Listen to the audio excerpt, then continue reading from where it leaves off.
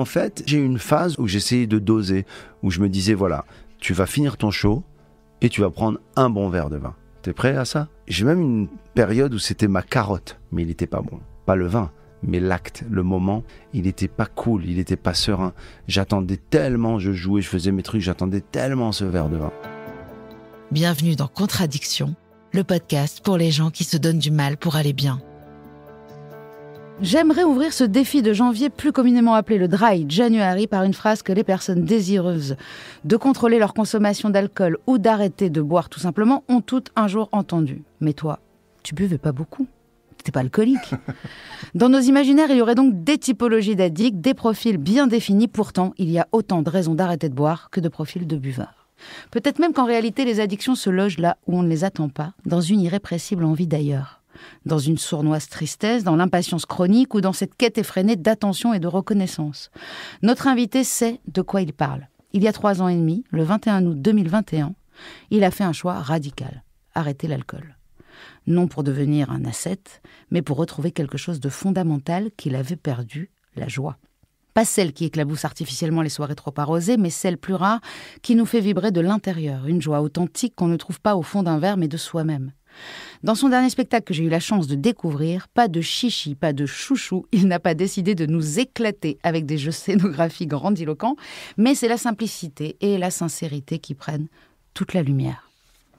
Il propose un stand-up épuré porté par une parole juste, se livre sans détour sur son âge, sa quête de mieux-être, de sens et son choix d'une vie libérée des addictions. L'humoriste convoque sa propre histoire entre questionnements intimes et éclats de rire universels.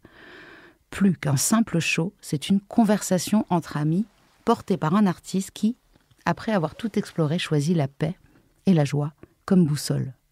Lui-même est une célébration de l'essentiel. Et justement, la dépendance, c'est tout l'inverse, c'est l'abandon de soi au profit d'habitudes que l'on croit nécessaires et qui pourtant n'ont rien d'essentiel. Alors, comment passe-t-on de workaholic à calmolique? Comment un amoureux du vin peut-il entretenir avec ce dernier une relation platonique et olfactive? Comment apprendre à se poser quand on a passé sa vie à courir et surtout comment transformer un tempérament addictif en moteur de création et d'épanouissement? Pour notre invité, la réponse se trouve quelque part entre la spiritualité, la foi et ce qu'il appelle sa mission intime. Nous accueillons, vous l'avez compris, un humoriste, un artiste, un créateur et un infatigable chercheur de sens, Gad Elmaleh. Waouh, je peux partir? Ouais. Allez, bye bye. Bye. Tu bouges pas, hein? Il y a beaucoup de choses qui m'inspirent dans... Je vais te laisser le papier si tu veux. Non, j'ai pris une note là. J'ai pris une note, c'est je choisis la paix. C'est super beau. De choisir la paix. C'est pas je veux la paix. C'est pas moi je suis pour la paix, c'est je choisis la paix. Je trouve que même dans le contexte qu'on vit aujourd'hui, on me demande de prendre position sur la guerre en Israël, sur d'autres tensions, tragédies. Alors bien que je sois profondément peiné, concerné, travaillé, je me dis je choisis la paix. Je choisis la paix. En fait, on nous demande de choisir un camp. Je fais partie aussi de ces gens-là à qui on a demandé de faire. Et moi, je choisis le camp de la paix. Ouais. Donc, je ne fais rien d'autre. Malheureusement, je ne m'investis pas. Il est plus difficile à choisir. Tu peux le faire à chaque instant, en fait. À chaque décision de ta vie, tu te dis, il y a bouton A, bouton B. Le bouton A, c'est amour, donc paix. Le bouton B, en général, c'est brut. Ouais, et tu peux en effet choisir tout le temps. C'est-à-dire que... Choisir à nouveau. Après un conflit, après tu peux dire « Ah, j'avais le choix d'aller ailleurs. J'aurais pu... Je demande à tous mes invités de me donner leur définition de l'addiction. Est-ce que tu en aurais une qui te viendrait à brûle-pourpoint, à la cantonade, comme tu dis? L'addiction, déjà, c'est bien dire les mots sur scène, quand on joue au théâtre... Avant toute chose, le mec qui évite vraiment le sujet du podcast, le sujet totalement évité. Mais non, parce qu'en fait, c'est déjà l'addiction, c'est au restaurant, quand tu as fini de manger. L'addiction, s'il vous plaît. On peut avoir l'addiction, s'il vous plaît. Oui, tout de suite. Tu sais, tu l'as tellement bien défini parce que tu as parlé à un moment donné d'impatience, tu as parlé... je sais plus, c'est une espèce de besoin truc, de reconnaissance. Besoin de reconnaissance, impatience, des trucs en anse. Et je crois que... Ça va avec substance. Je sais pas si je peux te définir moi ici, alors que toi, tu as travaillé dessus, tu as réfléchi dessus avec tellement d'invités. Je sais pas si je peux apporter vraiment une lumière là-dessus. Mais c'est grâce aux invités et leur définition que moi, je l'avance. La tienne, en fait. C'est juste la tienne. C'est ta vérité, ta vision. Je pensais je le sais différemment et depuis quelques secondes. Ah, trop bien. Ouais. C'est-à-dire que le fait de choisir la paix, choisir quelque chose, finalement, l'addiction, c'est ne pas avoir eu la force de choisir, je pense. Alors qu'on savait ce qu'il fallait choisir. Très peu d'addicts, s'ils étaient de bonne foi, bien que ça n'aille pas ensemble, parce que la mauvaise foi, le mensonge, ouais. Très peu d'addicts te diraient « Ah bon, c'est-à-dire que c'est mauvais quoi? C'est pas bien de boire ?» Non, c'est pas vrai. On sait tous, mais est-ce qu'on a la force d'aller où il faut aller? On sait où il faut aller. On sait très bien où il faut aller, mais on n'a pas la force. Et tout à l'heure, avant qu'on commence à enregistrer... Alors attention, la force et le choix, c'est pas la même chose. Peut-être, mais on a parlé de... Qu'est-ce que tu m'as dit juste avant de rentrer? J'allais dire sur scène. Juste avant de rentrer, là. Bah, tu m'as dit que tu voulais non, rencontrer ma sœur. Non, moi, ta je t'ai sœur dit, était très jolie. elle est mariée. Non, là, juste avant, t'étais pas d'accord avec moi. Non, t'étais pas d'accord avec moi. Pas sur ta sœur. T'étais pas d'accord avec moi sur... Ah oui, sur la paresse, sur la flemme, sur la paresse intellectuelle, Bravo. Tu n'étais pas d'accord avec moi. Bravo. Et moi, je pense que ça existe, la paresse et la flemme. Ça existe, mais c'est une conséquence, pour moi, d'autre chose. Je comprends. En tout cas, l'addiction, c'est tellement dur. Mais c'était bien. Ouais, voilà. J'arrive plus à définir la sobriété que l'addiction. Ah bah, avec plaisir. C'est marrant parce que moi, quand je pense à sobriété, je pense absolument pas. Le gars est bourré quand il est venu ici. C'est un mytho. On l'a vu dans un bar. Il est 9h du mat. Il est 9h du mat et il pue l'alcool. C'est fou. La sobriété, tu penses que c'est absolument pas lié aux substances. Alors là, mais aucun rapport. Et jamais quand je pense à sobriété, je pense à alcool ou à tabac ou à drogue Bien ou sûr. à sexe ou à casino. Sobriété pour moi, elle est avant tout pour moi. Mais vraiment, ça a pris son sens dans la sobriété émotive. Tout à l'heure, tu as dit un truc qui m'a touché là. Tu parlais d'un trait de caractère. C'était quoi? C'était la contradiction. Il y a un truc qui m'a intéressé et c'était décrit comme quelque chose d'addictif, quoi. complètement. Soit une obsession, soit un trait de caractère. Tout à fait, c'était En là. tout cas, ça me rappelle. Irrépressible envie d'ailleurs, ou une impatience chronique, Oui. ou une quête effrénée d'attention et de reconnaissance. Ouais, impatience chronique, tout ça. Sournoise tristesse aussi. J'ai fait un séminaire qui s'appelle le Hoffman Process. Mhm. Donc, je suis parti à San Francisco l'été dernier et j'ai travaillé là-bas pendant une semaine. Je dis bien travailler. Je fais une petite digression, mais c'est lié à la sobriété. Et le process, donc l'Institut Hoffman, ils appellent ça le process, c'est Bob Hoffman qui l'a créé. C'est du développement personnel avec du travail très poussé sur notamment les blessures d'enfance. Et donc j'ai travaillé très dur, très fort dessus. Et d'ailleurs, tu comprends tellement de choses par rapport à l'addiction, mais c'est une joie immense quand tu sors de là. Tu te dis, mais... J'en parle en fait, vraiment j'en parle ici aujourd'hui parce que déjà toi t'aides énormément de gens en parlant de l'addiction. C'est ma première question en ouais. plus, l'enfance, tu vois. Et ben moi je dis aux gens, allez googler Hoffman, H-O-2-F-M-A-2-N, parce que ça existe en français, ça existe en France. Et la raison pour laquelle, Rose, je te parle de ça, c'est qu'à un moment donné, il y avait un questionnaire à remplir et il demandait aux gens, est-ce qu'ils boivent ? Est-ce qu'ils prennent de la drogue ? Est-ce qu'ils sont sexuellement addicts ? Est-ce qu'ils sont addicts au jeu ? Est-ce que ça Il y avait une des questions qui disait « Est-ce qu'il coupe souvent la parole aux gens ?» J'ai dit « Waouh, c'est une trouvaille insensée. Je suis en train de découvrir finalement que ça remet en perspective toute cette vision de l'addiction. Et en fait, l'addiction n'a rien à voir avec les substances. Je t'enverrai une vidéo, il y a un rabbin américain qui a fait une vidéo incroyable là-dessus. Ouais, vraiment. Je veux. Mais la sobriété émotionnelle dont tu parles, c'est celle que l'on recherche aux alcooliques anonymes. En fait, on ne cherche pas l'abstinence, on cherche la sobriété émotionnelle pour ne plus avoir à apaiser cette souffrance-là par des substances.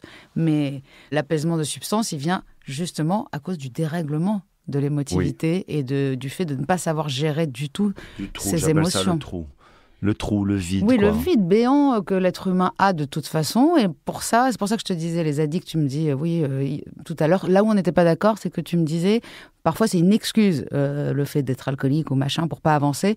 Et moi, je pense que c'est encore une fois une conséquence du fait de justement être assez intelligent pour comprendre qu'il nous manque un truc, contrairement à d'autres gens qui ne le savent pas. Il faut être très intelligent pour aller vers la sobriété. Non, mais vraiment. Mais pour aller vers la sobriété, il faut avoir passé aussi l'addiction. Oui, mais est-ce que toi, par exemple, tu détectes les gens qui ne sont pas émotionnellement sobres ? Bah, je le sais, moi, je le suis pas. Moi, je les détecte tout de suite. Moi, je coupe la parole. Non, mais pas que ça. J'avais appris aussi un autre truc, c'est Pour les gens sobres émotionnellement, no is a complete answer. Pour les gens pas sobres, no is not a complete answer. Ouais. Pour les gens sobres émotionnellement, non, il veut pas. Pour les gens pas sobres, c'est le début d'un truc à gérer. C'est très intime parce que je peux pas tout dire de ce qu'on fait à Hoffman parce qu'on n'a pas le droit de le dire parce que ça fonctionne aussi sur la surprise des modes de thérapie. Mais je peux dire des choses qui sont pas des révélations incroyables. C'est que quand je me suis levé pour dire pourquoi j'étais là, parce que c'est... Alors ça peut être un peu caricatural, thérapie, même à l'américaine, avec beaucoup de câlins et on t'aime et pourquoi je suis là et j'ai pleuré pendant une semaine. C'est un peu le Franck Lobvé, mais américain. Ouais, mais j'ai dit que j'étais là, entre autres, pour arrêter de courir après le... Courir après, ça marche. Tout court. courir avant. Et courir avant. Non, parce que j'ai fait la traduction dans ma tête. J'ai fait une Vandame pendant que je te parlais. Non, mais j'aime bien... Pardon, je fais une parenthèse anglophone parce que parfois l'anglais, il est intéressant. Stop chasing the emotionally unavailable. Arrête de courir après l'émotionnellement indisponible. Et en fait, c'est valable en couple, c'est valable dans le travail, c'est valable... Moi, j'avais ça pendant longtemps. À un moment donné, moi, par exemple, dans le cinéma, j'avais des complexes. Pourquoi je ne travaille pas avec les grands metteurs en scène et je fais que de la comédie? Et jusqu'au jour où je me suis dit, mais c'est tellement énorme de faire de la comédie. En fait, tu t'aimes pas assez. C'est ça ton problème. Tu t'aimes pas. Tu fais des comédies qui font 8 millions d'entrées. Ça s'appelle La Vérité si je mens. Jamais content. On t'en parle tous les jours. Mais ça, c'est autre chose, l'insatisfaction. Moi, je pense que c'est s'aimer. Tu veux toujours plus. Je pense à un autre problème encore, de vouloir toujours plus. Je pense tout simplement qu'à un moment donné, il y a des trucs qu'on sait faire, des trucs qu'on sait moins bien faire. Il y a des choses que, ça y est, calme-toi, t'es gâté. Mais même dans les comédies, j'ai lu et entendu que, par exemple, quand tu joues avec Sophie Marceau, toi, tu es vraiment amoureux d'elle déjà. Donc quand tu lui dis je t'aime, genre pour toi, c'est vrai. J'ai un peu joué de ça pour qu'elle le sache et qu'elle soit touchée. Et qu'elle soit touchée. Mais en tout cas, tu te sens quand même toujours le fameux syndrome du blédard que tu dis. Le truc où je suis un peu à côté. Mais ce que je veux dire par là, c'est que si tu t'aimes, je sais pas comment te dire. Par exemple, moi, j'ai vu, on a parlé juste avant d'enregistrer de gens qu'on aurait voulu, je dis on parce que je pense qu'on est connectés, on aurait voulu les voir ici. On a parlé d'artistes. Mais la manière dont tu m'expliquais qu'il faut qu'ils viennent, elle était trop par rapport à ce que moi je sais de ce que tu fais ici. Parce que moi je sais ce que tu fais ici, ça suffit en fait. Et je dis pas ça comme jugement sur toi, c'est que moi aussi je fais pareil. Et en fait, on laisse pas les gens juste nous voir. Ceux qui vont nous voir pour ce qu'on est avec nos qualités, nos talents, on va faire des vraies connexions. Ceux qui vont pas nous voir et qui vont pas s'en rendre compte, c'est pas grave. Ça met des années avant de le comprendre. En ce moment, je suis en train d'organiser un festival d'humour à Nice, dans une ville que tu connais bien. T'es né à Nice ? Voilà. 22 ans à Nice. 22 ans à Nice. Et donc, j'organise un gros festival d'humour. Pourquoi je te raconte ça ? Parce que je sollicite des humoristes. Il y a des amis, il y a des gens qui ne sont pas amis, il y a des gens que j'aime, il y a des gens que j'aime pas. Tu peux pas inviter que des gens que t'aimes. Et alors, je découvre un truc très agréable. Et justement, c'est là où la sobriété elle rentre en ligne de compte. C'est que si tu es sobre émotionnellement, tu envoies le message comme quoi tu veux quelqu'un. C'est à lui de décider quand, comment, oui ou non. Tu peux pas, à chaque dossier, chaque personne, te dire « Quoi, elle, cette humoriste, que j'ai tout fait avec elle, elle veut pas venir ?» Alors, vraiment, moi, je ne fais pas du tout ça et je déteste emmerder les gens, mais c'est vrai que je t'ai relancé quelques fois pour voir, à chaque fois, pour que tu saches que je voulais toujours t'inviter. Mais je ne me formalise pas, je ne prends rien personnellement. Ouais, il faut pas. Mais alors, jamais. Mais jamais. C'est bien. Vu que tu as fait ce stage et que tu as été travailler les blessures de l'enfance, moi, je voudrais savoir quelles sont tes premières addictions, tes premiers souvenirs où tu sens que tu as ce tempérament-là à justement jamais être satisfait de ce que tu as et de vouloir plus. Et puis, peut-être aussi les premières substances que tu consommes. C'est fou, j'ai un souvenir. Quand j'y repense, j'en ai jamais parlé de ma vie, ce truc-là. Au Maroc, je suis gamin, je sais plus quel âge j'ai, et je découvre une colle à papier peint. Mais une colle à papier peint très, très puissante. Je pense qu'elle s'appelle Vulfix. Tu sais, cette espèce de couvercle où il faut mettre un couteau pour... et c'est c'est très pâteux. De bâtiment. Et cette colle à papier peint, l'odeur, elle est juste bonne. Au début, elle est agréable. Et il y a un garage dans la maison et j'aime bien sentir ça. Et j'ai un souvenir, un jour, où littéralement, je la sniffais en fait, la colle. Enfin, je la mettais pas dans le nez, mais je la sentais très fort, ça. Peut-être je la mettais sur un linge que je couvrais, je sais pas comment je faisais. Je me souviens que d'une chose, c'est que je me réveille d'un knock-out. Je me réveille de ce shoot de colle de papier peint et je me souviens pas de ce qu'il y a eu avant. mais c'était très très bon. Et j'ai un peu de honte, un peu. Tu sais que c'est quelque chose qu'il ne faut pas faire? Ouais. Du coup, ça t'a donné envie de le refaire ou plus du tout? Non, ça m'a fait peur. Parce que je me suis réveillé, en plus, il y avait des planches avec des clous, il y avait des... Oui, t'aurais pu tomber sur... Ouais, je me suis dit, c'est pas génial. C'était pas top. Et en substance qui existe, c'est quoi la première? Je pense que c'est la cigarette et très jeune l'alcool. Très très jeune. C'est vrai? Beaucoup trop jeune. C'est-à-dire L'alcool, 12-13 ans. C'est-à-dire, alors pas consommation en conscience, quoi, mais tu vois, ça commence, quoi. Et puis après, 14, 15, alors là, waouh, 16, le whisky. Le whisky coca au Maroc. Et alors, je faisais un truc, il y avait une boîte à Casablanca qui s'appelait La Cage. C'était vraiment la boîte... Putain, c'est marrant parce que c'était à La Cage, je buvais. Mais j'ai pu m'en sortir de La Cage. Ouais. Et j'avais pas d'argent. J'étais très jeune, mais j'étais très très malin pour rentrer dans les boîtes. C'est pour ça que parfois, quand je parle avec des gens qui me disent c'est normal, t'es connu, t'as ça, et je dis souvent, en fait, non. Oui, ça aide, mais c'est ton tempérament.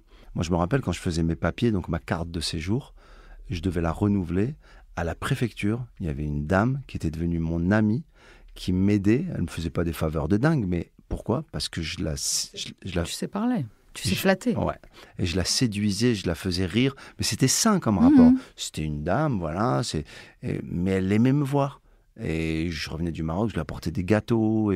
Alors oui, certes, c'était pour obtenir ses faveurs. C'est-à-dire ne pas faire la queue pendant 7 heures. Parce que c'était des conditions qui ont beaucoup changé. Tu pouvais pas aller sur le online pour faire ta carte de séjour, quoi. Tu attendais pendant des 8 heures à la préfecture de Cité avec tous les immigrés qui veulent avoir leur carte de séjour. La boîte de nuit, La Cage. Ouais. T'arrives à rentrer et à te faire servir à boire. Pas à me faire servir à boire. C'était un peu plus triste Finissez que ça. les verres de tout le monde. Ouais. Ah. Ouais. Alors ça, c'est un vrai tempérament d'alcoolique. Hein. Ouais, j'avais commencé sérieusement, quoi. C'est-à-dire que, mais c'est que j'avais pas d'argent. Donc mais tu voulais boire. Il y avait Patrick. Alors là, tu vois, je lui rends hommage. Lui, il est parti malheureusement à cause de la drogue. Il a fait carrément une overdose et il est parti. Et c'était le grand frère de mon pote. Et lui, il connaissait bien, il avait les copains, il avait l'alcool. Et puis Patrick, paix à son âme, il me donnait des verres de whisky. Alors au début, il me servait de leur bouteille. Mais après, il n'y en avait plus. Donc il fallait que j'aille un peu demander des verres. Ou alors... et je me bourrais la gueule comme ça. Mais mais c'était super joyeux pour moi parce que je basculais dans un monde où j'étais bien, quoi. J'étais juste bien. La musique, elle me parvenait de manière comme je suis très, très, très mélomane et musicien et musicophile. On a pu le voir. J'aime ça. Tu as déjà fait de la musique en ayant bu? Je n'ai fait que ça. Ah, tu as fait que ça. J'ai commencé comme ça. Je reprends ma question. Tu as déjà fait de la musique sans boire? C'est beaucoup plus compliqué. C'est pour ça que je mets du temps à revenir aussi à la musique. Je fais une parenthèse sur un truc parce qu'on en parlait hier avec des potes. C'est que je parle pour les gens que je connais, donc le stand-up, chez les artistes dans la nouvelle génération. C'est très bizarre. Hein. Les jeunes ne boivent pas. Et c'est très étonnant. Dans cette nouvelle génération? Dans la nouvelle génération des stand-uppers, dans l'humour aujourd'hui, la vie après le show, elle est très différente de ce que j'ai connu, moi, avec les comiques de ma génération. Les chanteurs, je ne sais pas, je ne connais pas bien, mais pour parler de choses concrètes, dans le stand-up, alors il y a des exceptions peut-être, il n'y a pas de coke, il n'y a pas d'alcool. Je vois des jeunes fumer, ça fume un peu en dehors des comedy clubs, ça fume du shit, enfin de la weed, ou du shit, je ne sais pas. Mais il n'y a pas ce truc de l'alcool que j'avais moi, avec les copains, on boit des coups. Et bizarrement, ce truc de boire des coups, il y a comme un truc pour eux qui est à l'ancienne. Ouais, ils n'aiment pas. Ils n'aiment pas, et il y a un côté presque ringard, et il y a un côté qui va vers une forme de... Même, parce que l'humour est différent. Et comme le stand-up, c'est la quête de vérité, de sens. Oui, ça va plus vers Jean-Marie Bigard que vers Roman Frécinet, quoi. Tu vois, lui, non, mais c'est ça. L'addiction aussi. Oui, il y a un côté vulgaire. Ça ouvre. J'ai l'impression que quand tu fumes de la weed, c'est une espèce d'ouverture, de clairvoyance, d'hypersensibilité, d'ouverture des multisens. D'hyperappétit aussi. D'hyperappétit aussi, ouais. Les munchies. Ouais, tu veux manger, ouais. C'est très bizarre, quoi, tu vois. Toi, à ton époque, c'était alcool. Est-ce qu'il y avait coke chez les humoristes aussi? Je sais que dans le show business, c'était la génération d'avant, vraiment, on entendait parler de cocaïne. Moi, j'ai pas entendu parler de cocaïne avec mes contemporains, quoi. J'ai jamais parlé de cocaïne avec Jamel Debbouze, Eric et Ramsey, Franck Dubosc, Florence Foresti, Danny Boone, jamais. Avec certains, pas tous, on a picolé. Fumer, pas trop, c'était pas mon truc, parce que moi, ça me rend paranoïaque. Bien que j'aime l'effet. Mais ça m'est pas arrivé il y a très longtemps. Mais je pense, et c'est pas une parole comme tous les addicts, je pense pouvoir contrôler ça. Ouais. C'est-à-dire si je prends une taf d'une vape électronique à la weed, ou alors une taf même je la prends, ça me déprime un peu. Pour parler du stand-up, voilà, c'est important de dire ça, parce que ça décrit aussi une génération, et je crois que l'addiction, alors c'est intéressant, je parle du stand-up, l'art du stand-up, qui se pratique dans les clubs, c'est pas une addiction, c'est une obsession. C'est-à-dire qu'il n'y a aucun comique digne de ce nom qui fait du stand-up, ni du one-man show, ni du seul en scène, qui fait du stand-up. Tu peux nous dire la définition du stand-up ? C'est-à-dire qu'aller dans un club, en marchant presque de la rue à la scène, en étant tel que tu es, pour proposer des idées, t'adresser au public et construire des choses efficacement comiques qui parlent de la vie, de la société, en étant le plus sincère possible, ça c'est du stand-up. C'est-à-dire vraiment... Il y a de l'impro beaucoup ? Non. Pas forcément, non. Il peut y en avoir. Donc c'est pas de l'impro ? Okay. Non, c'est pas de l'impro. Il y a quelque chose de psycho-rigide, d'obsessionnel, où tous les stand-uppers, on parlait de Roman Fressinet, mais je peux parler de mon maître, moi qui est Jerry Seinfeld, c'est des gens qui refont la blague tous les jours. Moi, mon show, je le joue depuis 1 an. Hier soir, j'ai compris que le début de mon show n'était pas bon. Et ça ne va pas. Il ne va pas, le début de mon show. Il est trop facile. Est-ce que je peux le confirmer ? Non, mais non, c'est que ça. Alors au début, je me suis dit c'est cool parce que en fait, du coup, on s'installe et c'est crescendo. Mais moi, je pense qu'il faut arriver fort. Donc, je me dis, vu que tu as les capacités, c'est comme quand on fait une super chanson et on la fait commencer comme une chanson qui n'est pas un tube. Si c'est un tube, prends le refrain, mets-le dès le début et on a compris. Et boum, tu tapes, quoi. Et en fait, tu as des trucs derrière tellement puissants que je me dis, pourquoi tu commences un peu hésitant Il y avait une hésitation même. Pas une hésitation, c'est une forme de crescendo, comme tu dis, mais on n'a pas besoin de ce crescendo. Peut-être pas. Je sais pas, moi c'est pas mon domaine. Hein. Mais par contre, j'ai toujours énormément ri à tes spectacles et je les ai tous vus, donc je te connais très bien. Mais ça n'a pas besoin d'être ton domaine. Celui d'avant, juste avant, je me rappelle avec ma sœur, parce qu'on la voit tout le temps. Tout avec toujours avec Anna. On a hurlé de rire dès la première seconde. Je comprends. Celui-ci, il va crescendo, en effet. C'est marrant parce que tu viens de dire un truc, je sais pas, c'est pas mon domaine. Moi, j'adore dire aux gens qui font ça, c'est de l'orgueil, pour les provoquer. Très souvent, les gens qui disent je sais pas, c'est pas mon domaine, à mon petit niveau. Et en fait, j'ai constaté, c'est lié à l'addiction aussi, que beaucoup de gens qui s'excusent, c'est des gens très prétentieux. Je m'excuse pas du tout. Je te dis juste, je veux pas donner mon avis alors que j'ai jamais bossé là-dedans. Mais tu connais les gens qui disent à mon petit niveau. Non, je dis jamais t'as envie ça, de dire, mais attends, mon petit niveau déjà. Ceux qui disent à mon petit niveau, ceux qui disent à date, ceux qui disent les enfants c'est des éponges, tous ces gens-là, il faut qu'ils disparaissent de la surface de la Terre. On va bien s'entendre, Rose. Alors écoute, je pense même qu'on risque de devenir amis. Ah bah écoute, c'est un petit peu quelque part un rêve profond que tu vois que je, comment on appelle ça quand tu dis chéris. Un rêve? Non, il y a un autre mot que je chéris depuis des dizaines d'années.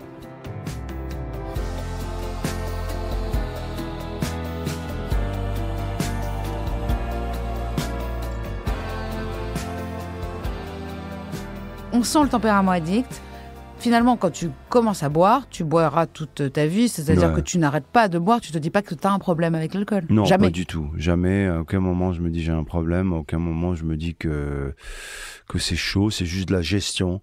Et alors, il n'y a rien qui m'insupporte plus que des amis aujourd'hui, ou des gens de la famille, surtout, des oncles, des cousins, des taxis, qui disent qu'est-ce que j'ai entendu là? Qu'est-ce que tu dis là?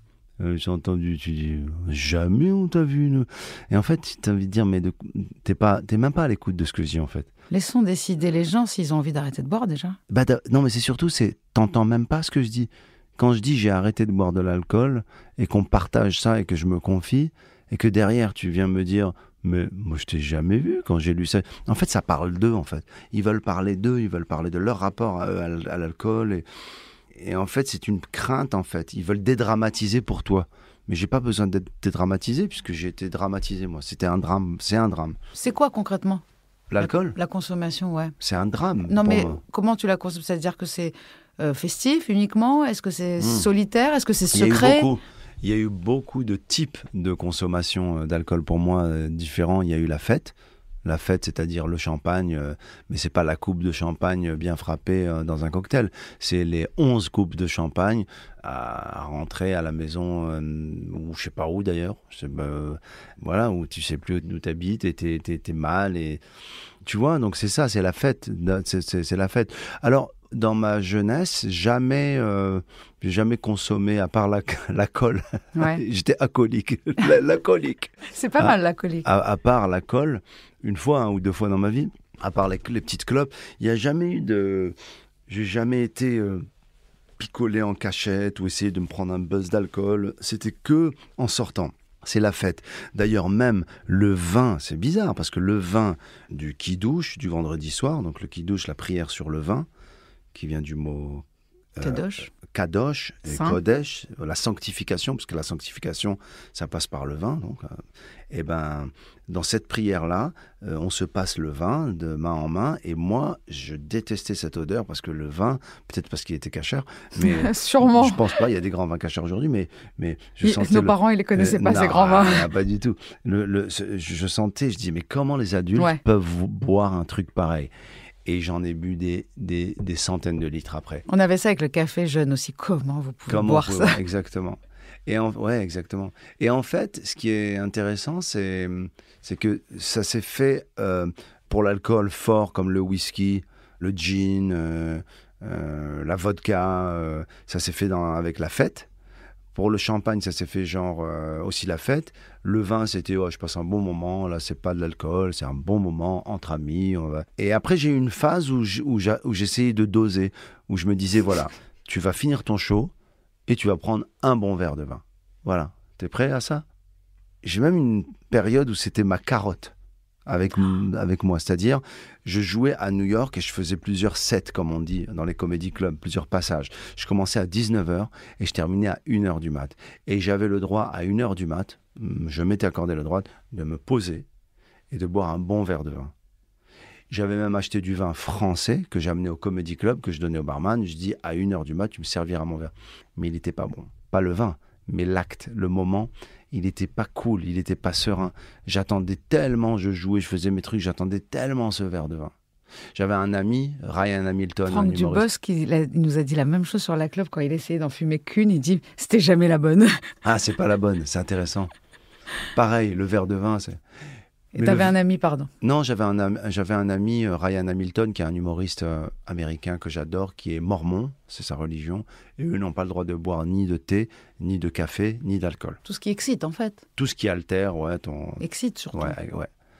Lui, en fait, à chaque fois que je le regardais pas boire, je me disais, mais comment tu fais? Your life sucks, tu dois te faire chier. Et en fait, pas du tout, quoi. Tu te fais pas chier, tu t'ennuies pas, quoi. C'est le fameux truc un peu, c'est un gimmick, hein.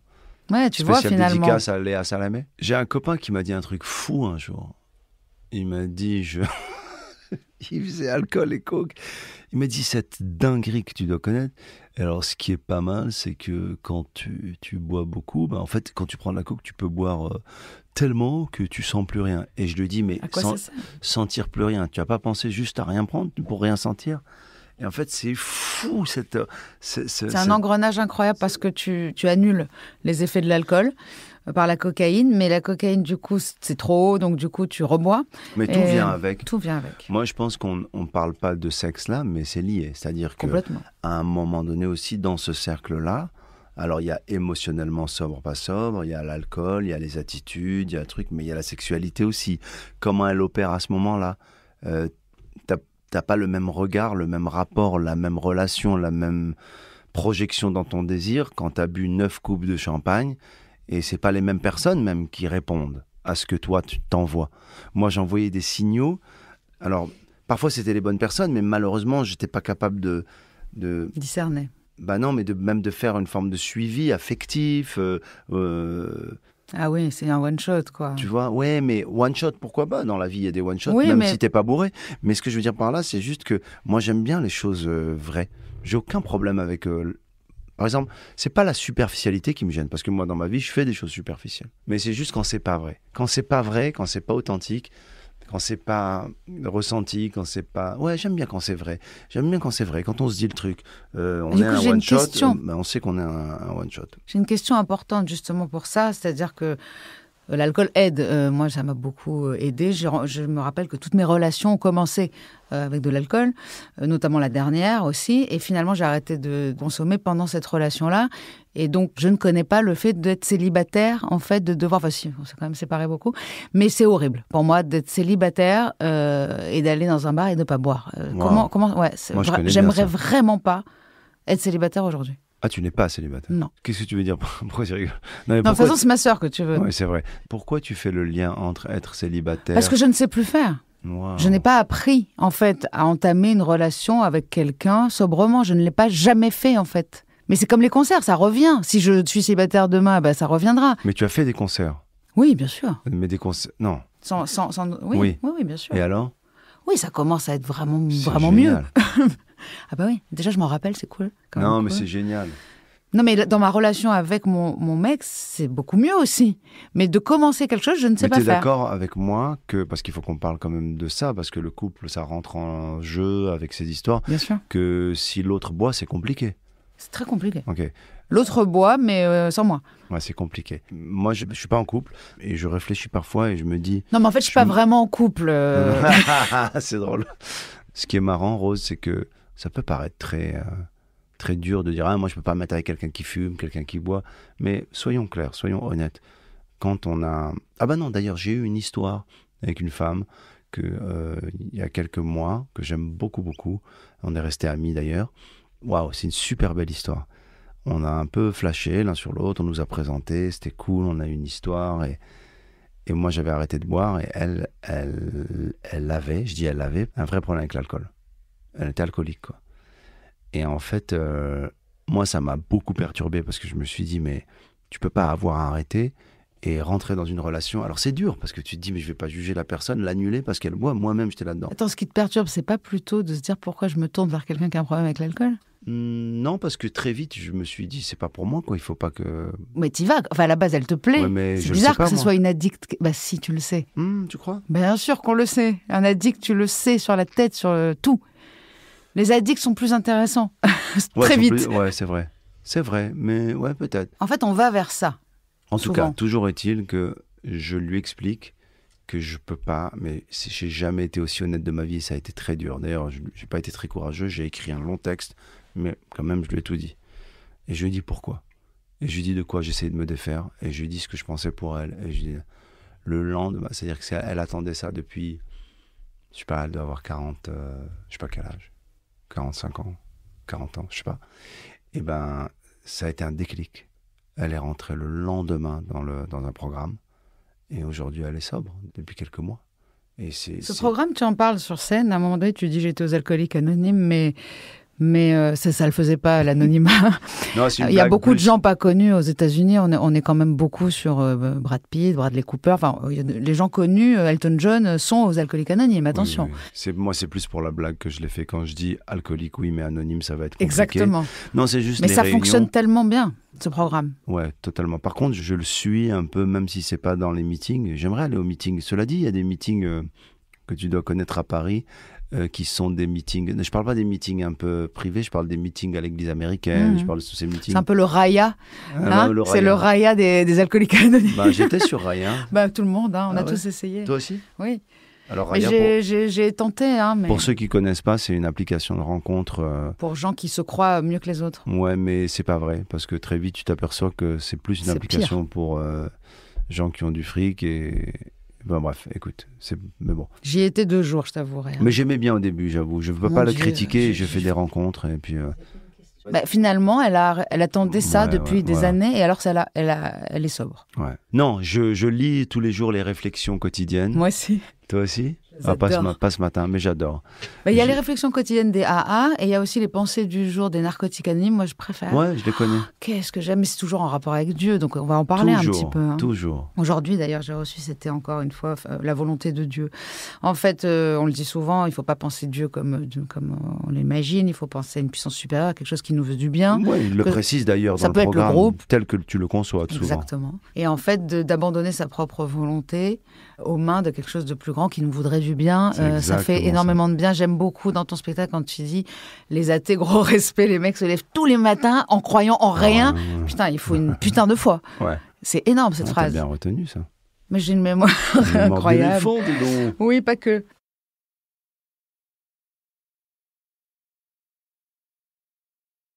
La question que je voulais te poser, c'est celle dont tu parles beaucoup, c'est celle d'avoir l'impression d'avoir donné à l'alcool le rôle que tu ne faisais plus ou que la joie ne faisait plus en toi.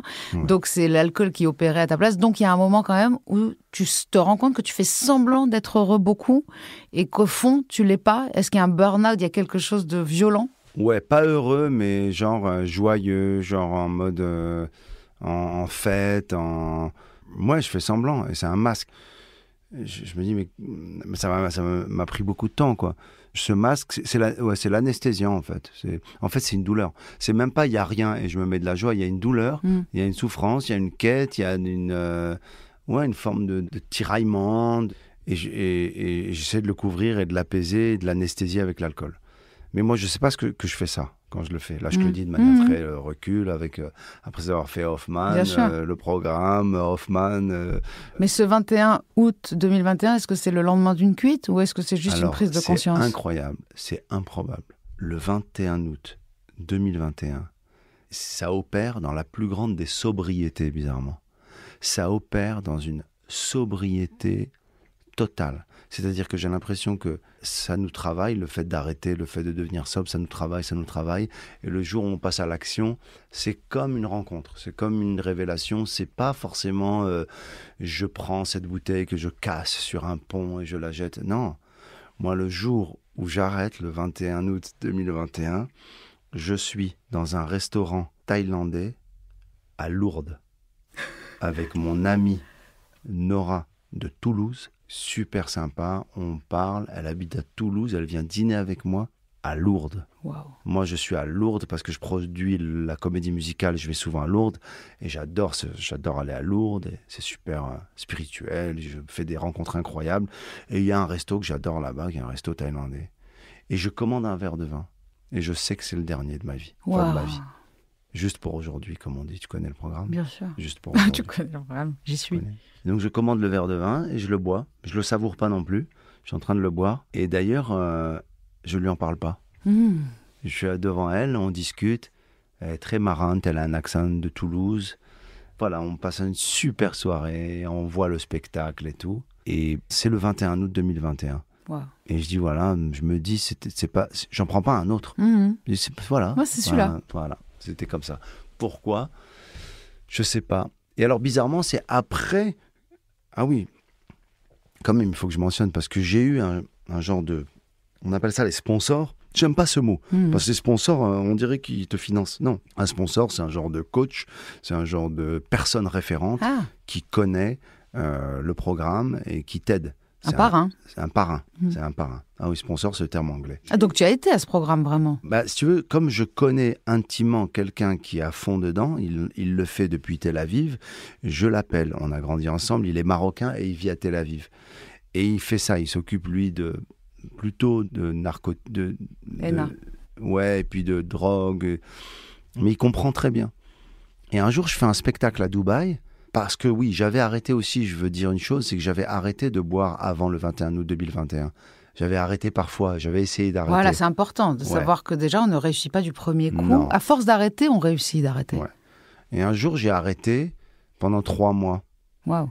Et je fais mon show à Dubaï, j'étais 3 mois abstinent, et je finis le show, et on est avec plusieurs comiques, et on ramène tous les potes dans ma chambre d'hôtel. On est à Dubaï, il y a une grande chambre avec la vue sur Dubaï.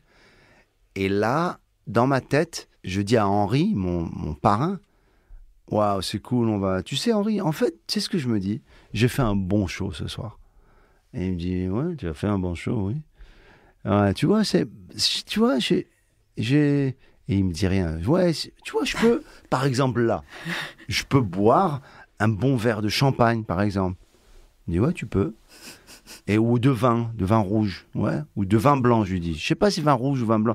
Et là, je me mets à me prendre la tête, à me parler, à machin, tout ça. Et là, il me dit une chose folle, Henri. Après 10 minutes, il me dit, t'es pas en train de me parler, t'es en train de te parler. Donc, est-ce que tu as une question pour moi? Alors, je lui ai dit... Ouais, on dit en fait, il faut jamais écouter ce que ta tête te raconte. En général, elle te raconte de la merde. Ouais. Mais parce que c'est vrai qu'elle commence pour toi. Non, à ouvrir la porte. Ouais. Tu sais? Et en fait, j'étais en train de préparer cette transgression, le fait d'avoir rompu avec l'abstinence. Et alors, c'est très intéressant parce que c'était horrible, j'ai pas apprécié. Parce que j'ai pris le coupe de champagne, j'ai pas aimé. Je dis en fait c'est du vin rouge qu'il faut que je prenne. Oui, je connais par J'ai bu du vin rouge. C'était pas du vin rouge, j'ai bu du vin blanc. Après je suis revenu au champagne. J'ai eu une soirée de merde. Et j'ai terminé tout seul dans ma chambre d'hôtel. Et depuis ce jour-là du 21 août, il n'y a jamais eu en fait de pas de côté ou de jamais. Les deux seuls moments où je sais pas si ça t'est arrivé, c'est terrible d'ailleurs quand ça arrive. Sinon c'est quand tu prends de l'alcool par erreur. Ça m'est arrivé 2 fois. Non, je n'irai pas jusqu'à ce mensonge-là. J'ai toujours repris de l'alcool. Ah non. En conscience. Non, moi, depuis le 21... Non, par erreur, je te donne un exemple. Ouais. Ça m'est arrivé il y a 4 jours. Je suis un genre de cocktail dans un appartement. Voilà, on doit faire une rencontre. Il y a plusieurs verres. Et moi, je demande toujours qu'on me serve un soda dans un verre à vin. Parce que j'aime bien, je tiens mon verre, je bois du Schweppes dans un verre à vin avec des glaçons. Personne ne sait ce que c'est, je ne vais pas me justifier, je m'en fous. Et sauf que j'ai à côté de moi un gars qui a posé son verre et moi j'ai posé mon verre. Et là je discute et je porte le verre à ma bouche et là je sens un truc de gin et je me sens, mais j'ai envie de me doucher de l'âme. J'ai envie de Non, c'était horrible. C'était horrible, quoi. Toi, tu viens d'aborder un truc, on n'a pas le temps d'en parler, dommage, mais ce truc-là de se justifier, de devoir dire aux gens, voilà, pourquoi je bois pas, et pourquoi tu bois pas, et tu bois pas, c'est un peu relou. Oui, mais je les comprends et j'ai plus de problème avec ça. Moi, je dis pas que je bois pas.